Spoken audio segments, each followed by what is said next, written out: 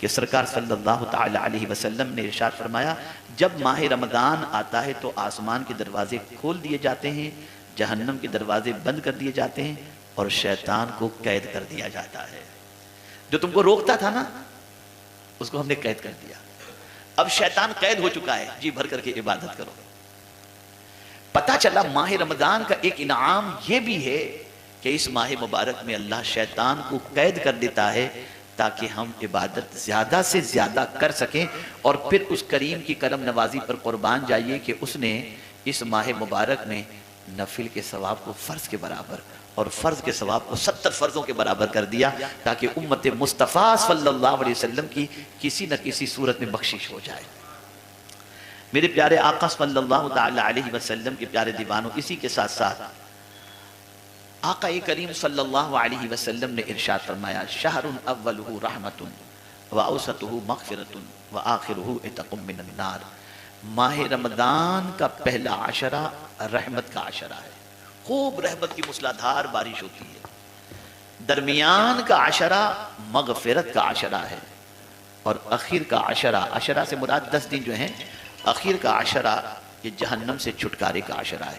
تو میرے پیارے آقا صلی اللہ تعالی علیہ وسلم کے پیارے دیوانوں، اگر کوئی شخص ماہ رمضان المبارک کے شروع کے عشرے کے اندر جی بھر کر عبادت کرتا ہے تو گویا وہ اللہ کی رحمت کے اندر اپنے آپ کو نہاتا ہوا نظر محسوس کرے گا، اور اللہ کی رحمت اس پر موسلادھار برسے گی۔ میں آپ کو صرف ایک خوشی کے طور پر عرض کر دوں کہ الحمدللہ ہر سال ہماری ایک جو کتاب ہے ہاؤ ٹو اسپینڈ رمضان المبارک، اور اردو کے اندر ماہ رمضان کیسے گزاریں، تو یہ ہر سال شائع ہوتی ہے، لیکن اس سال میں نے تھوڑا سا اس کے اندر جو ہے نا وہ اضافہ کیا ہے۔ وہ یہ کیا کہ جو آقا کریم صلی اللہ علیہ وسلم نے فرمایا کہ رمضان کا پہلا عشرہ رحمت کا، درمیان کا عشرہ مغفرت کا، آخر کا عشرہ جہنم سے چھٹکارے کا، تو قرآن و حدیث میں رحمت کی دعائیں کون کون سی ہیں، تو ان 10 دعاؤں کو میں نے اس کتاب کے اندر شامل کیا۔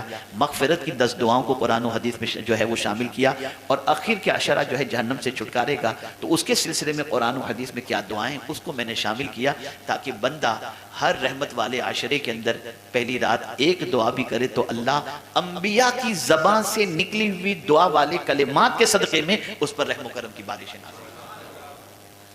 آپ لوگوں کی خدمت میں انشاءاللہ وہ کتاب پیش کی جائے گی۔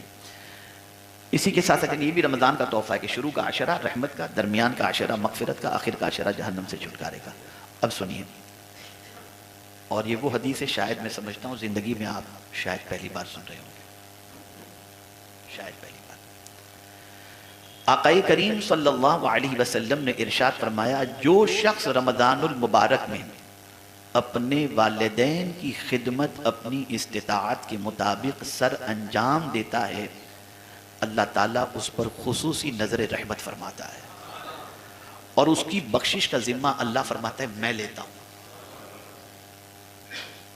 جو بچہ اپنے ماں باپ کی خدمت ماہ رمضان میں اس کی استطاعت کے مطابق کرتا ہے، اللہ اس کی بخشش کا ذمہ خود لے لیتا ہے کہ میں اس کو ضرور بخش دوں گا۔ اور جو عورت ماہ رمضان المبارک میں اپنے خاوند کی رضا جوئی میں مصروف رہتی ہے، اللہ تعالیٰ اسے جنت میں حضرت مریم اور حضرت آسیہ رضی اللہ تعالی عنہ کا ساتھ عطا فرمائے گا۔ میرا خیال ہے کہ شاید آپ میں سے کسی نے یہ حدیث سنی ہو۔ آپ اندازہ لگائیں جس طرح سے ماں باپ کے عام دنوں میں خدمت کا ثواب رکھا گیا ہے، اسی طریقے سے ماہ رمضان المبارک میں جب اللہ ثواب میں اضافہ فرما دیتا ہے تو ماں باپ کی خدمت پر بھی اللہ عز و جل ثواب کے اندر اضافہ فرما دیتا ہے۔ میرے پیارے آقا صلی اللہ تعالی علیہ وسلم کے پیارے دیوانوں، اب اسی کے ساتھ ساتھ ایک اور حدیث مبارکہ آپ سماعت فرمائیں۔ حضرت کعب رضی اللہ تعالی عنہ فرماتے ہیں جو شخص رمضان کے روزے پورے کرے، اب یہاں توجہ چاہوں گا، بہت پرفیکٹ کریکشن کرنے کی ضرورت ہے اور کیئرفلی اس کریکشن کو کرنے کی ضرورت ہے۔ جو شخص رمضان شریف کے روزے پورے کرے اور اس کی نیت یہ بھی ہو، اب نیت کیا رکھنی ہے اس کو ذہن میں رکھیں، اور اس کی نیت یہ بھی ہو کہ رمضان المبارک کے بعد بھی گناہوں سے بچتا رہوں گا بغیر حساب و کتاب و سوال و جواب کے، اللہ اسے جنت میں داخل فرما دے گا۔ یعنی ماہ رمضان کے روزے رکھتے وقت یہ نیت بھی ہو کہ ماہ رمضان کے بعد میں گناہ سے بچتا رہوں گا، تو اس کا ثواب دیکھیے آقا کریم صلی اللہ علیہ وسلم نے کیا فرمایا۔ اور میں سمجھتا ہوں یہ نیت دور تک بھی شاید کسی کی ہو، یا کوئی روزہ رکھنے والا یہ نیت کرتا ہو۔ اصل میں روزہ ہے ہی اس لیے تاکہ ہم اللہ عز و جل سے ڈرنے والے بن جائیں، اور ہمارے دل میں ایک اللہ کا خوف اس طریقے سے پیدا ہو جس طریقے سے صبح صادق سے لے کر غروب آفتاب تک ہم کھانے پینے اور عمل زوجیت سے اس لیے بچتے ہیں کہ کوئی دیکھنے والا ہو یا نہ ہو، اللہ دیکھ رہا ہے۔ ماہ رمضان کے بعد بھی ہم کوئی کام کرنے جائیں تو یہ تصور ہمارے ذہن میں ہو کہ اللہ دیکھ رہا ہے، اور وہ صرف ظاہری عمل تھوڑی دیکھتا ہے، وہ صرف ظاہری عمل نہیں دیکھتا، وہ تو یہاں کی پوزیشن بھی دیکھتا ہے۔ یعلم ما توسوس به نفسہ وَنَحْنُ أَقْرَبُ إِلَيْهِ مِنْ حَبْلِ الْوَرِيدِ۔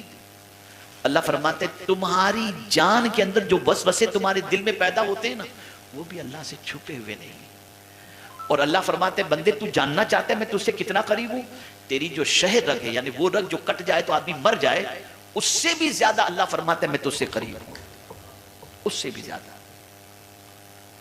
آج اگر مسلمان اللہ کی نافرمانی میں اپنی زندگی گزار رہا ہے تو اس کے کئی اسباب میں سے ایک سب سے بڑا سبب یہ بھی ہے کہ بندہ اپنے رب کی قدرت، اس کے علم کے بارے میں نہیں جانتا کہ وہ کتنا علم والا ہے، اور کہاں کہاں وہ ہماری زندگی کے ہر عمل کو دیکھتا ہے، کہیں بھی کریں۔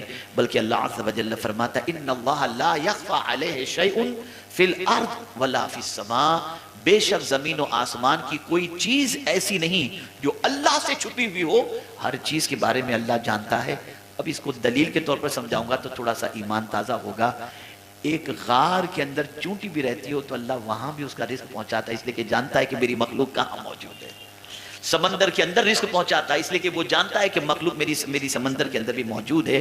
تو عرض کرنے کا منشا یہ کہ ہم کہیں بھی چھپ کر کے اس سے گناہ نہیں کر سکتے۔ آدمی کہیں بھی ہو اللہ سے چھپ نہیں سکتا، اللہ عز و جل سے اس کے اعمال بھی پوشیدہ نہیں رہتے۔ تو نیت درست رکھیں۔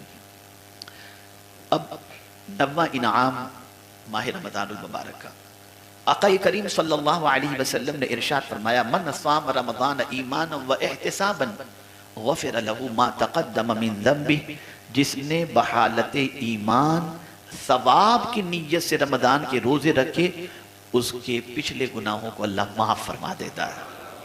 فنش، دفتر سے گناہ نکل گئے۔ حضرت جابر ابن عبداللہ رضی اللہ تعالیٰ عنہ بیان کرتے ہیں کہ رسول اللہ صلی اللہ علیہ وسلم نے فرمایا، اب غور سے سنیے گا، حضور صلی اللہ علیہ وسلم نے فرمایا میری امت کو ماہ رمضان میں 5 تحفے ملے ہیں جو اس سے پہلے کسی نبی کو نہیں ملے، کسی نبی کی امت کو نہیں ملے۔ یہ 5 تحفے کسی نبی کو یا کسی نبی کی امت کو اللہ نے نہیں عطا فرمائے۔ ماہ رمضان کے 5 تحفے سنیے۔ اللہ اکبر۔ آقا کریم صلی اللہ علیہ وسلم ارشاد فرماتے ہیں جب ماہ رمضان کی پہلی رات ہوتی ہے تو اللہ تعالیٰ ان کی طرف نظر التفات فرماتا ہے، اور جس پر اللہ کی نظر پڑ جائے اسے کبھی عذاب نہیں دے گا۔ یعنی جیسے ہی ماہ رمضان کی پہلی رات آتی ہے تو میرا رب حضور کی امت پر نظر محبت فرماتا ہے، اور جس پر اللہ نظر محبت فرما دے اللہ پھر اس کو عذاب نہیں دے گا۔ یہ ہے ماہ رمضان۔ سوچو آپ، کوئی معمولی مہینہ نہیں آ رہا ہے، بہت مقدس مہینہ، بہت عظمت والا مہینہ آ رہا ہے۔ دوسری نعمت کے بارے میں آقا کریم صلی اللہ علیہ وسلم نے فرمایا شام کے وقت، قربان جائیے میرے آقا کی عظمت پر، شام کے وقت اس کے منہ کی بو اللہ کو کستوری کی خوشبو سے بھی زیادہ اچھی لگتی ہے۔ یعنی روزے دار کے منہ سے شام کا تذکرہ حضور نے فرمایا، اس لیے کہ پورا دن بھوکے پیاسے رہ کے شام کو منہ سے تھوڑی سی اسمیل آنی شروع ہو جاتی ہے، لیکن قربان جائیے اس منہ سے نکلنے والی بو بھی میرے رب کو کستوری سے زیادہ پسند آتی ہے۔ وجہ کیا ہے؟ بندہ بھوکا ہے تو میرے لیے، پیاسا ہے تو میرے لیے، عمل زوجیت سے بچا ہے تو میرے لیے۔ اب بندہ تو ساری چیزیں میرے لیے کر رہا ہے، اب تیرے کپڑوں سے بو آئے کہ تیرے منہ سے بو آئے، میں ان چیزوں کو حقارت کی نظر سے نہیں دیکھتا۔ اب تو نے تیرے منہ کو ان چیزوں سے بچا کے رکھا ہے تو تیرے منہ سے آنے والی بو کو میرے نزدیک کستوری سے بھی زیادہ میں اسے پسند فرماتا ہوں۔ اندازہ لگائیں میرے پیارے آقا صلی اللہ علیہ وسلم کے پیارے دیوان۔ ایک اور بات یہاں پر تھوڑا سمجھنے کے لیے میں آپ کے سامنے عرض کروں۔ سیزن کا ٹائم ہوتا ہے نا، آپ میں میکزیمم کاروباری لوگ ہیں، تو سیزن کا ٹائم ہوتا ہے تو کیا کرتے ہیں؟ یار بڑا پاؤ منگا لو، کچھ بھی منگا لو، کھانے جانے کا ٹائم ہے، ٹفن رکھ دو، رہنے دو۔ صبح سے لے کے رات تک آدمی محنت کرتا ہے، لیکن شام ہوتے ہی اس کا چہرہ اتر جاتا ہے، گھر پہنچتا ہے بہت تھکا ہوا ہوں، پہلے شاور لے لوں، فریش ہوں، یہ ساری چیزیں ہوتی ہیں، چہرے کا رنگ پھیکا ہو جاتا ہے۔ لیکن ماہ رمضان میں بھوکے رہنے کی وجہ سے، پیاسے رہنے کی وجہ سے چہرے کا رنگ پھیکا نہیں ہوتا، چہرے پہ نور نظر آتا ہے۔ یا اللہ یہ ماجرا کیا ہے؟ تو جواب ملے گا اللہ کی اطاعت میں تو بھوکا رہے، تیرے چہرے کو منور کرنا یہ رب کے دست قدرت کے اندر ہے۔ یہ ماہ رمضان۔ تیسری نعمت، اللہ اکبر، آقا کریم صلی اللہ علیہ وسلم ارشاد فرماتے ہیں فَإِنَّ الْمَلَائِكَ تَسْتَغْفِرْ لَهُمْ فِي كُلِّ يَوْمٍ وَلَيْلَةٍ، فرشتے ہر دن اور رات ان کے لیے بخشش کی دعا کرتے رہتے ہیں۔ یہ نعمت امت مصطفیٰ صلی اللہ علیہ وسلم کے علاوہ کسی امت کو اللہ نے نہیں عطا فرمائی۔ ماہ رمضان کے اندر جو بندہ روزے سے ہوتا ہے، اللہ کے معصوم فرشتے دن میں اور رات میں اس بندے کے لیے مغفرت کی دعا کرتے رہتے ہیں۔ میں آپ کو ایک یہاں اگزامپل دوں، آپ میں سے بہت سارے لوگ کسی نہ کسی کو اپنا بزرگ مانتے ہوں گے اور ان کے پاس جا کر کے آپ کہتے ہوں گے کہ ہمارے لیے دعا کریں۔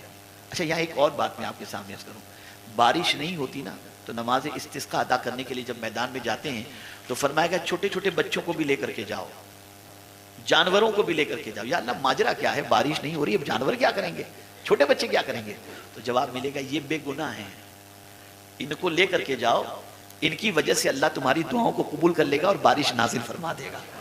تو فرشتے بھی معصوم ہیں، ان سے گناہ ہو ہی نہیں سکتا، ہو ہی نہیں سکتا۔ اپنی قسمت پر ناز کریں ہم کہ ماہ رمضان میں وہ معصوم فرشتے روزے دار کے لیے صبح و شام دعا کرتے نظر آتے ہیں۔ کتنا بڑا انعام ہے بھئی۔ گناہ دعا قبول نہ ہونے کے کئی اسباب میں سے ایک سبب یہ بھی ہے کہ کچھ گناہ ایسے ہوتے ہیں جس کی وجہ سے ہماری دعائیں قبول نہیں ہوتی، لیکن جو دعا کرنے والا ایسا ہو کہ جس سے گناہ ہی کبھی نہ ہوتا ہو، وہی نہ ہو، گناہ ہو ہی نہیں سکتا، جب وہ مغفرت کی دعا کرے تو اللہ اس کی دعا کو قبول فرماتا ہے۔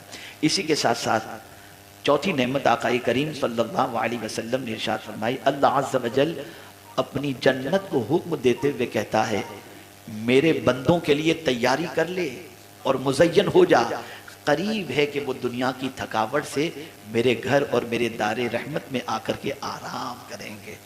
یعنی جنت کو سجنے کا حکم دے دیا جاتا ہے، سنورنے کا حکم دے دیا جاتا ہے کہ میرے بندے جنہوں نے روزے رکھے ہیں نا، وہ روزے رکھ کے تھک چکے ہوں گے، اے جنت تو سنور جا، جب یہاں آئیں تو ان کو کوئی تھکاوٹ نہ ہو، اتنا اچھا اتنی اچھی جنت دیکھ کر ان کی طبیعت باغ باغ ہو جائے، ان کی ساری تھکاوٹ دور ہو جائے۔ یہ جنت کو سجنے کا حکم اللہ عز و جل عطا فرماتا ہے۔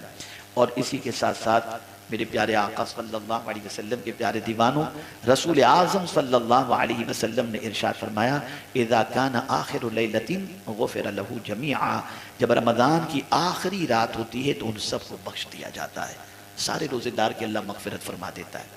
اب یہاں پر ایک صحابی نے عرض کیا یا رسول اللہ صلی اللہ تعالی علیہ وسلم، یہ جو آپ نے آخری رات فرمائی ہے تو اس سے کیا 29ویں شب یعنی لیلۃ القدر، اس لیے کہ 5 راتیں ہیں جن کو قدر والی رات کہا جاتا ہے، 21 23 25 27 29، ان 5 راتوں میں سے کوئی نہ کوئی ایک رات جس کو لیلۃ القدر، ان 5 راتوں میں قدر والی رات تلاش کرنی چاہیے۔ تو صحابی نے پوچھا کہ یا رسول اللہ صلی اللہ علیہ وسلم کیا اس سے مراد لیلۃ القدر ہے؟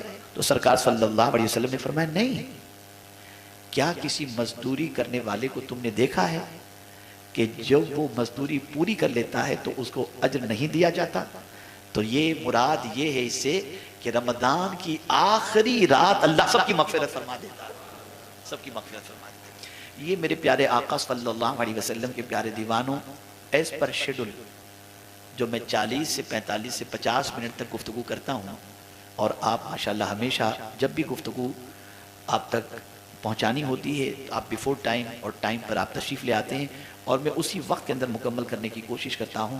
تو یہ چند انعامات تھے جو اللہ عز و جل اپنے پیارے حبیب صلی اللہ علیہ وسلم کی امت پر اس ماہ مبارک کے اندر عطا فرماتا ہے۔ اب خوش نصیب ہے وہ شخص جو اس ماہ مبارک کی قدر کرے۔ اب ان انعامات کو سینے سے لگانا یہ ہماری ذمہ داری ہے، ان انعامات کی قدر کرنا یہ ہماری ذمہ داری ہے۔ ان انعامات سے محبت کرنا ہماری ذمہ داری ہے۔ اگر ہم نے اللہ عز و جل کی اس دی ہوئی نعمت کی ناقدری کی، معاف کیجئے گا، ہمارے بہت سارے بچے بچیاں بیڈمنٹن پورا سال نہیں کھیلیں گے، رمضان میں رات کو بیڈمنٹن کھیلیں گے، کیرم کھیلیں گے، لوڈو کھیلیں گے، پتہ نہیں کیا کیا کرتے رہتے ہیں۔ اور میں نے تو کچھ عرصے پہلے ایک صاحب کو دیکھا جو رات کو رمضان میں ٹورنامنٹ سیٹ کرتے تھے۔ انا للہ و انا الیہ راجعون۔ آپ ذرا سوچو ہماری قوم کہاں جا رہی ہے۔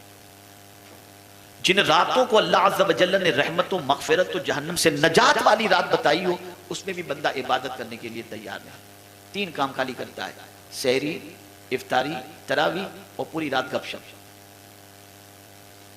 بیٹھیں گے، چل بھائی یہ لے آ، چل یہ سمجھتے ہیں جیسے پارٹی کا مہینہ آ گیا، العیاذ باللہ العیاذ باللہ۔ یہ مہینہ وہ ہے کہ اس کا ایک ایک لمحہ قدر کرنے کا ہے، اور ایک ایک لمحے کی قدر کرنی چاہیے، ورنہ اچھی طریقے سے یاد رکھیں۔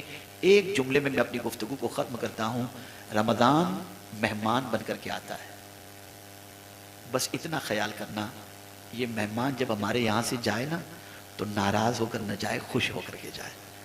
اس کا ویلکم، اس میں عبادت اس طریقے سے کریں کہ جب یہ ماہ رمضان المبارک رخصت ہو تو ہم سے راضی ہو کر کے جائے کہ ہم نے اس ماہ مبارک کی صحیح معنوں میں قدر کی۔ گھروں کے اندر اہتمام کریں، تلاوت کا اہتمام کریں، درود مبارکہ کا اہتمام کریں۔ اور کل ہی میری ایک کلپ جو ہے ایس ڈی آئی چینل پر آئی ہے سورہ یاسین کی فضیلت سے متعلق، اسے سن لیجئے گا، 19 یا 17 منٹ کی کلپ ہے۔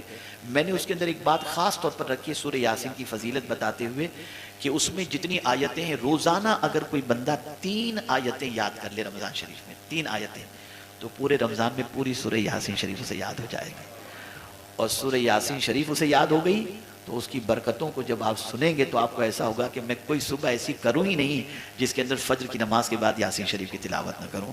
تو میری گزارش ہے جہاں بہت سارے کام آپ کریں اس میں سورہ یاسین شریف کو یاد کرنے کی بھی کوشش کریں، قرآن پڑھیں، اور خاص طور پر سحری کے وقت آپ جب بیدار ہوں، سحری سنت ہے، اس کی بھی انشاءاللہ روز ایک ایک کلپ آتی جائے گی اور آپ تک پہنچے تو آپ اس کو وائرل کریں دوسروں تک، اس لیے نہیں کہ میری کلپ ہے، اس لیے کہ لوگ ان وقتوں کی قدر کریں اور ساتھ ہی ساتھ رسول اعظم صلی اللہ علیہ وسلم کے ارشادات پر عمل کرنے کا جذبہ پیدا ہو۔ تو میرے پیارے آقا صلی اللہ علیہ وسلم کے پیارے دیوانوں، یہ چند انعامات کا تذکرہ میں نے آپ کے سامنے کیا۔ اللہ تعالیٰ آقا کریم رؤوف الرحیم علیہ التحیۃ والتسلیم کے صدقہ و طفیل مجھے آپ کو سب کو ماہ رمضان المبارک میں ملنے والے انعامات کی قدر کرنے کی توفیق نصیب فرمائے، اور ماہ رمضان المبارک کو عبادت و ریاضت میں گزارنے کی توفیق نصیب